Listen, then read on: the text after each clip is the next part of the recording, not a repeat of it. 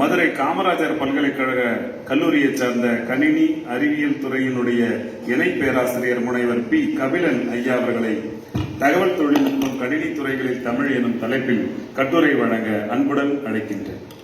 நேரத்தின் அருமை கருதி ஒத்துழைப்பு தருமாறு அன்புடன் கேட்டுக்கொள்கிறேன். அனைவருக்கும் வணக்கம்.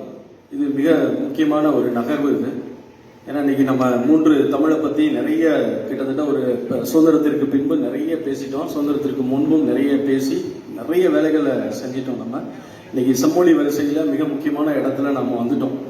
இப்போ கடந்த ஒரு 25 ஆண்டுகளாக, அதாவது 95வது ஆண்டு முதல் இப்போ வரைக்கும் ஒரு கிட்டத்தட்ட ஒரு 30 வருஷம் தொடர்ச்சியாக இந்த கணினி தமிழ் சார்ந்து பெயர் தெரியாதவர்கள், அயலக தமிழர்கள், பெரும்பாலானவர்கள் அயலக தமிழர்கள் தான்.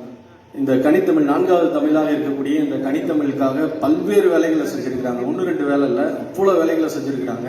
எந்த விதமான எதிர்பார்ப்பும் இல்லாமல், வணிக நோக்கம் இல்லாமல் தமிழை அடுத்த நிலைக்கு எடுத்துட்டு வரணுன்ற அடிப்படையில் மிக மிக சரியாக சிந்திச்சு வேலை செஞ்சிருக்கிறாங்க. எல்லாரும் வெளிநாட்டில் போய் சந்தோஷமா இருக்கிறத விட்டுட்டு அங்கே இருந்து இந்த வேலைகளை செஞ்சாங்க இல்லையா, அவங்க எல்லாத்தையும் இந்த நேரத்தில் இந்த மாநாட்டின் மூலமாக நினைவு கூறுகிறேன். அவர்கள் செய்த பணிகள் மூலமாக இன்னைக்கு இந்த ப்ரொஜெக்டர்ல ஒரு தமிழ் பாயிண்ட் டிஸ்பிளே ஆகுது. மொபைல்ல சோசியல் மீடியால மிக எளிமையாக இன்னைக்கு பல்வேறு கருத்துக்களை விமர்சனங்களை வைக்கக்கூடிய ஒரு யூனிகோடு ஃபார்மேட் இருக்கு இல்லையா, அது நீங்க 2003 தான் அந்த சிஸ்டம் வருது. அதுக்கு முன்னாடி எல்லாரும் அவங்களுக்கு பிடிச்ச மாதிரி ஒரு யூனிகோடு வச்சுக்கிட்டாங்க. அவர்களுக்கு தேவையான மாதிரி எழுத்துரு வச்சுக்கிறது, அந்த எழுத்துக்கள்லயே கணினிலேயோ தட்டச்சிலையோ அல்லது ஜேர்னல்லையோ பத்திரிகைகள்லையோ பயன்படுத்திட்டு வந்தாங்க. 2003 தான் அமெரிக்காவில் இருக்கக்கூடிய அந்த யூனிகோடு கன்சோர்டியம் தான் அதை ஒருங்கிணைக்குது. எல்லாருக்கும் ஒரே மாடல்ல வரணும், ஒவ்வொரு மொழிக்கு இந்த மாதிரியான ஒரு ஃபார்மேட்டுன்னு அவங்க அதிகாரப்பூர்வமாக அறிவிக்கிறார்கள். அதுக்கப்புறம் வரும். அப்போ 2003க்கு அப்புறம் பாத்தீங்க அப்படின்னா யூனிகோடு தமிழ்ல மட்டும் 2500 யூனிகோடு இன்னைக்கு இருக்கு நம்ம கையில. 2500 யூனிகோடு மற்ற மொழிகள்ல இருக்கானா நிச்சயமா இருக்காது. ஆனா இந்த யூனிகோட்ல நீ அடுத்து செய்ய வேண்டிய வேலை என்னன்னா, இதை ஒரு யூனிகோடு ஃபேமிலியா மாற்றணும். இப்போ வாணின்னு ஒரு ஃபாண்ட் இருக்கு அப்படின்னா அந்த வாணிக்கு ஒரு ஃபேமிலி உருவாக்கணும், வாணி மட்டும் இருக்கக்கூடாது. அது மாதிரி இந்த 2500 யூனிகோடுக்கும் ஒரு ஃபேமிலியை உருவாக்கக்கூடிய ஒரு ஆய்வை நம்ம மேற்கொள்ளணும். அப்பதான் இந்த செயற்கை நுண்ணறிவு என்று சொல்லக்கூடிய அந்த தொழில்நுட்பத்தோடு எளிமையாக இணைக்க முடியும் நம்மளுடைய மொழியை. இது ஒரு பக்கம். இது எல்லாமே அயலக தமிழர்களுடைய பெரும்பாலானவர்களுடைய உழைப்பு தான்.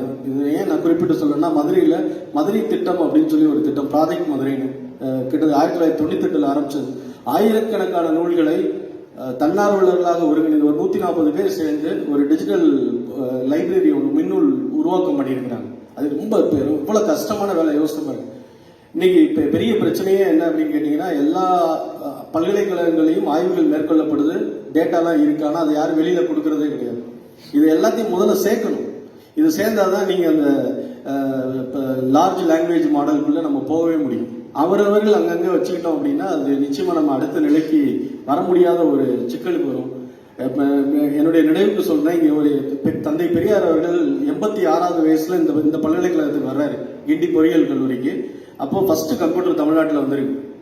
1965 இங்கதான் வருது ஃபர்ஸ்ட் கம்ப்யூட்டர். அதை பார்க்கணும்னு சொல்லிட்டு வர்றாரு. ஆனால் முதல் மாடியில் இருக்கு, ஒரு சேர்ல வச்சு மேல தூக்கிட்டு போறாங்க. கண்டிப்பா பார்த்தே ஆகணும்ன்றாங்க. மேல தூக்கிட்டு போய் அந்த கம்ப்யூட்டரை பாக்குறாரு. பார்த்துட்டு அங்க இருக்கிறவர்கள்ட்ட கேட்கிறாங்க, இது கம்ப்யூட்டருக்கு தமிழ்ல என்ன சொல்லலாம் அப்படின்னு கேட்கிறாரு. எல்லாரும் அப்பதான் நம்மளே பாக்குறோம், எப்படி உடனடியா தமிழ்ல சொல்ல முடியும் அப்படின்னு அவரே கிண்டலாவும் சொல்றாரு. அப்ப அந்த கலை சொல் ஒன்று உருவாக்கணும்ன்ற ஒரு மிக முக்கியமான ஒரு நுட்பமான ஒரு திறனை அங்க வெளிப்படுத்துறாரு பெரியார் அவர்கள். அன்னைக்கு ஆரம்பிச்சது. அதுக்கப்புறம் 1999 தமிழக அரசு இணைய மாநாடு நடத்துது. அதுல கலைஞர் பேசுறாரு, காட்டுத்தீ போல் மின்னல் வேகத்துல பரவி கொண்டிருக்கக்கூடிய இந்த தகவல் தொழில்நுட்பத்துல தமிழ் பின்தங்கிடக்கூடாது, தமிழ்ல தூங்க விட்டுறக்கூடாது, அது விழிப்போடு உயிர்ப்போடு அடுத்த நிலைக்கு அடுத்த தலைமுறை கைக்கு கொண்டு போகணும் அப்படின்னு சொல்லிட்டு தமிழ் இணைய கல்விக் கழகத்தை உருவாக்குறாங்க.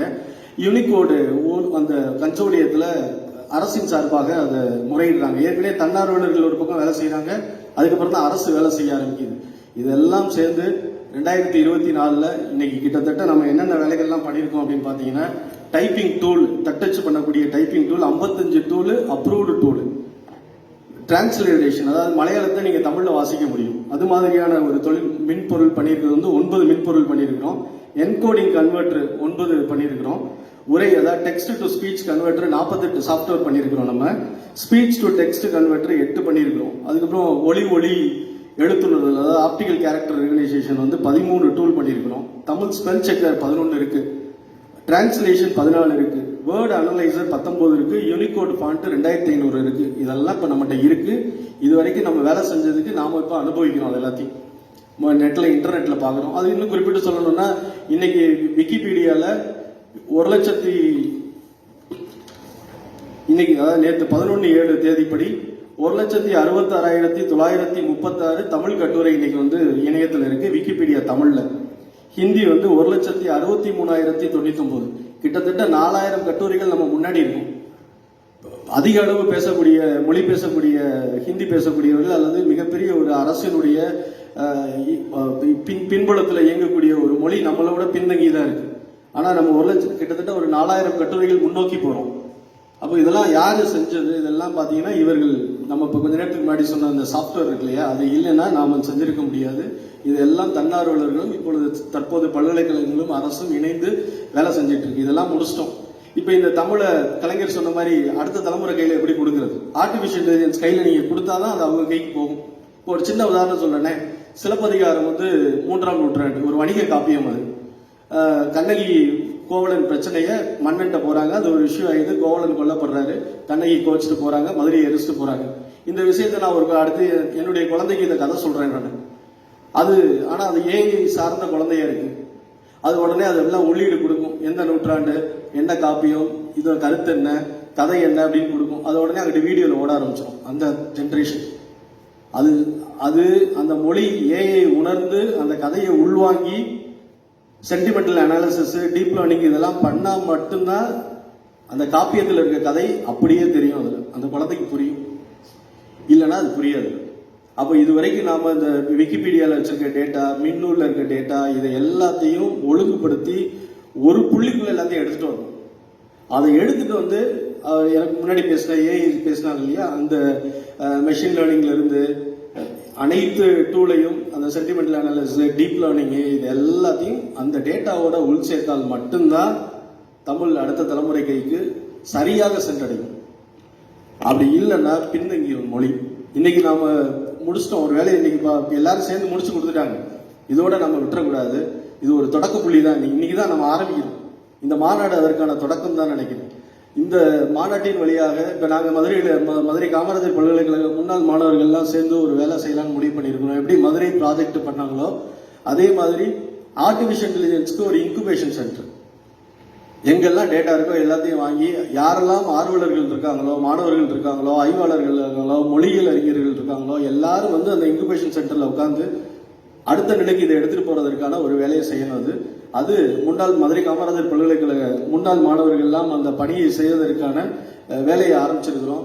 இப்ப இந்த நேரத்துல தான் ஃபெக்னாவோட பிரசிடென்டாகவும் எங்க கல்லூரி எங்க பல்கலைக்கழக மாணவர் வந்திருக்கிறாருன்றதும் அதுங்க கூடுதல் சிறப்பு.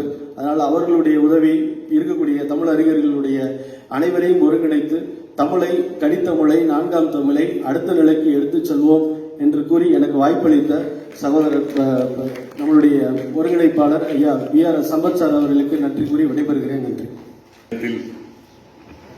தாம் கொண்டு வந்த பொருளை நமக்கு விளக்கிச் சென்ற பேராசிரியர் முனைவர் P. கபிலன் ஐயா அவர்களுக்கு உளம் நிறைந்த நன்றியை தெரிவித்துக் கொள்கின்றேன். அடுத்ததாக கட்டுரை